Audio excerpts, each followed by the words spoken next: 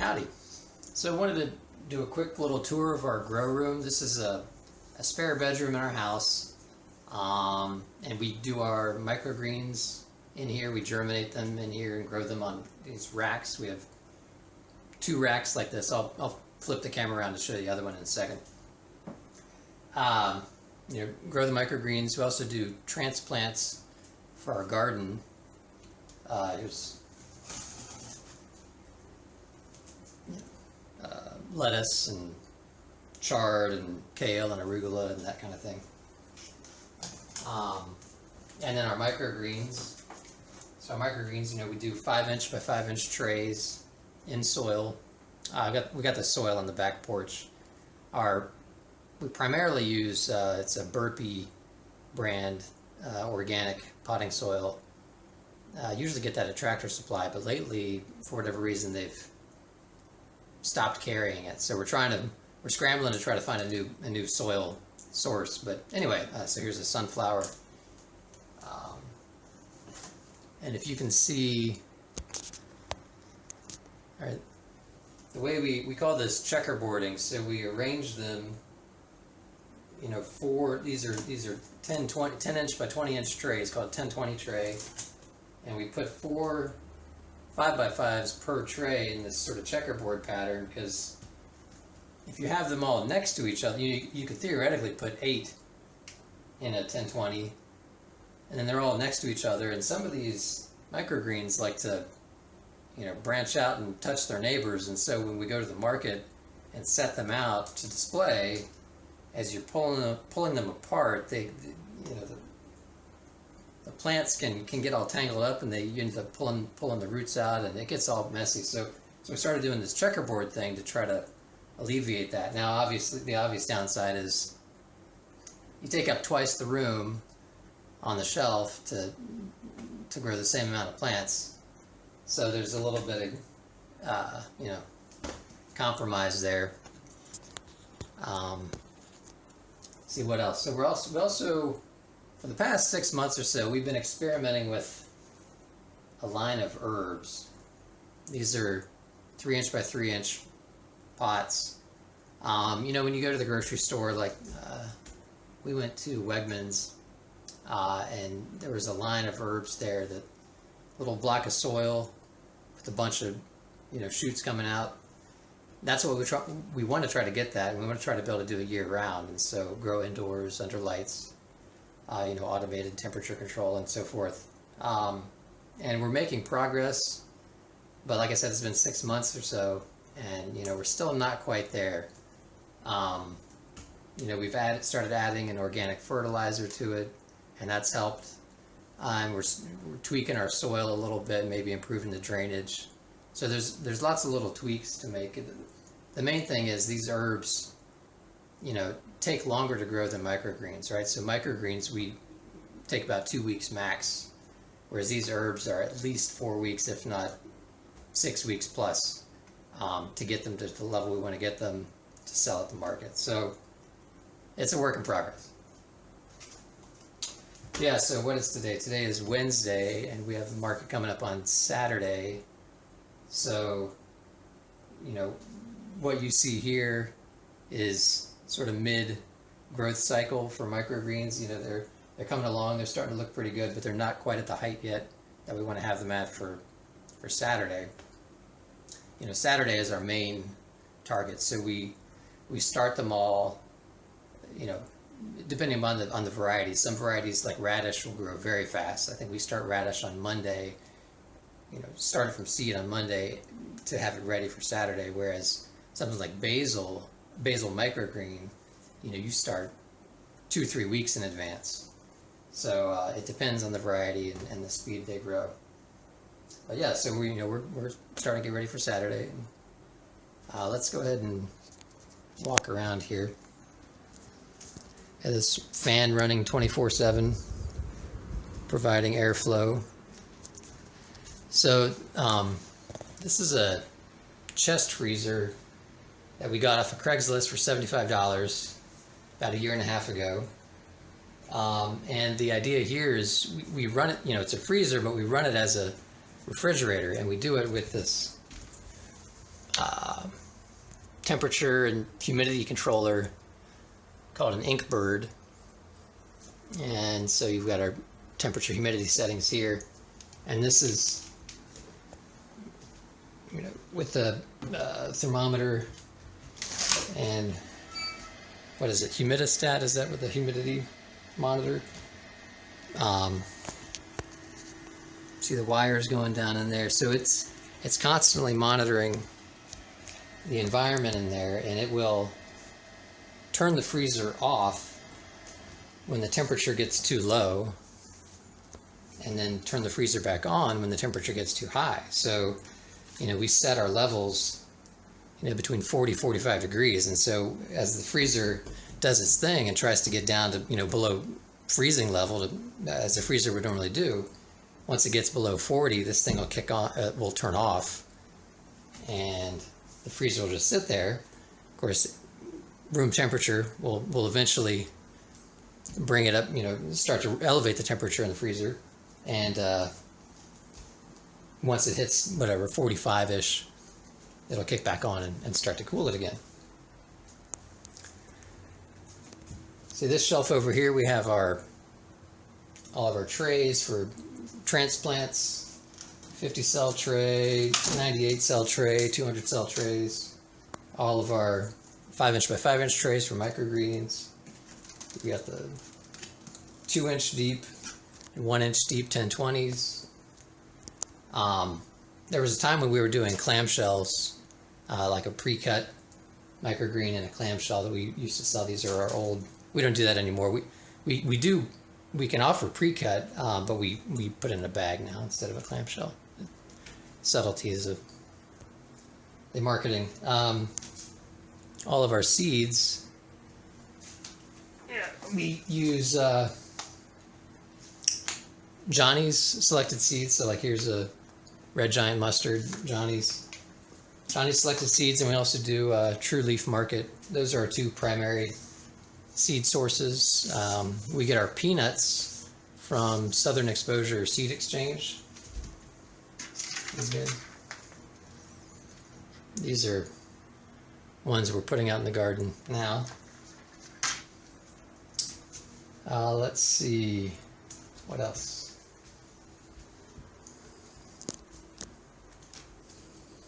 So here's the other rack. We do a little bit of storage.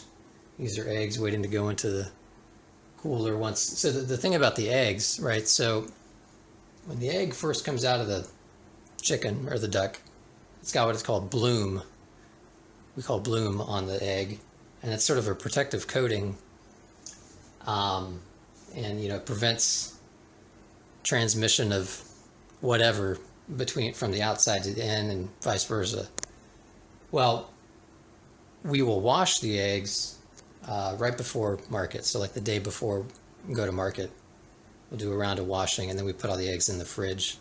And we package them into we sell by half dozen, so we package them into the half dozen cartons, keep them in the fridge overnight. And so after the washing, we want to keep them refrigerated. But up until then, it's not such a big deal to keep them at room temperature. So yeah, we store eggs on the shelf. Here's salad mix. This one's just about ready to go out into the garden in the next couple of days or so. Some more of the herbs that I talked about. And there's my wife coming back from harvesting. You can see some differences here in the herbs. These guys have grown quite a bit, and we think it's the drainage, better drainage with this vermiculite in this soil, whereas our older soil, the burpy soil, a little denser and affecting the performance. Here's some trays germinating. So our microgreens, we germinate them in 5x5 trays, and I can pop this off. You can see, I don't know if you can see that or not, that's radish. So keep it under foil, put some weight on it to keep, to have good soil contact. and it'll be like that for 3 or 4 days, depending on the plant variety. And then we, pull it out and set it on the rack. The racks, we've got 20-watt LEDs. These are 4 feet long, and so 6 lights per shelf. And this particular rack has 5 shelves, looks like. The other rack has 4. So, you do the math, that adds up to a decent amount of wattage. We run them for 13 hours a day. So, and we don't really change that with the seasons, for better or worse. But we do have a dehumidifier for the room. Lately, it hasn't been coming on a whole lot. This is, what is this? This is July, mid-July. We've adjusted our house thermostat. We used to run our house at 80 degrees, which, kind of warm for warm for most people. But we adjusted it down to 76 maybe a month ago. We were having some issues with our salad mix starts. And so we thought we'd try, we thought it was, heat related. And so we thought we'd try cooling them off a little bit. So we dropped the temperature from 80 to 76. And actually we've seen some improvement. This mix I showed you over here, this was since we dropped the temperature in the house, and it's done well. So we're hoping that it was all just temperature related. But dropping the temperature also dropped the humidity, so the dehumidifier hasn't been coming on, really at all since we lowered the temperature in the house. This white power strip here is called a Kasa, K-A-S-A, and it's Wi-Fi enabled.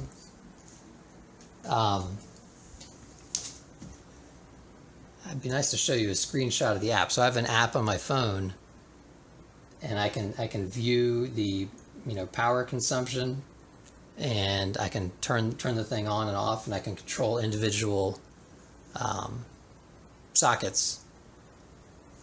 And so, for example, I can turn this whole rack off or on with the click of a button in the app, and then I've got it all scheduled in the app as well. So it's pretty convenient.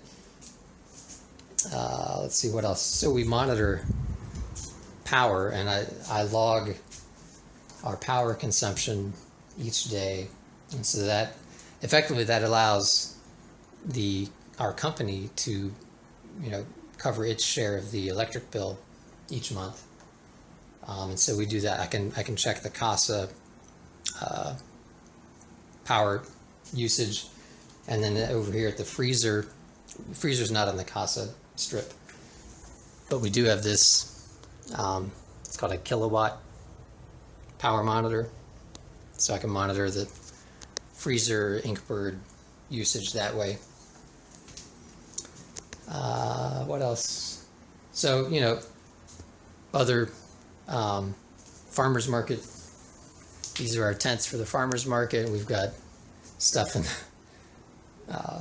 all of our extension cords and things that we use at the farmers market. We store in this grow room, and and then bird feed over there.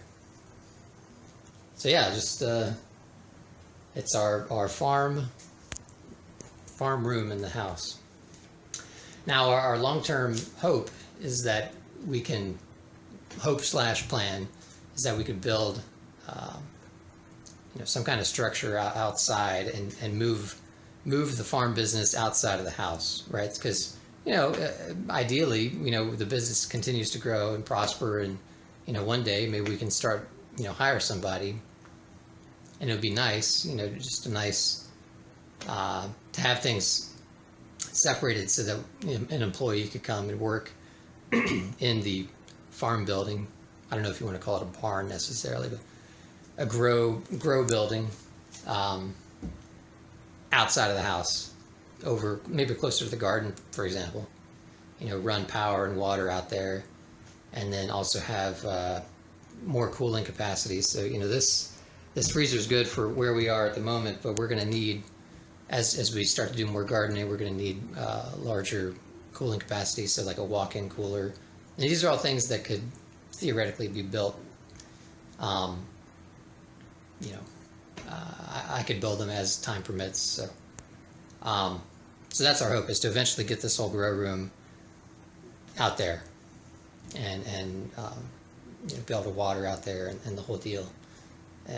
So that's a long-term plan, maybe a year, maybe 2 years type of thing. So anyway, yeah, that's our grow room that we've got, and thanks for watching.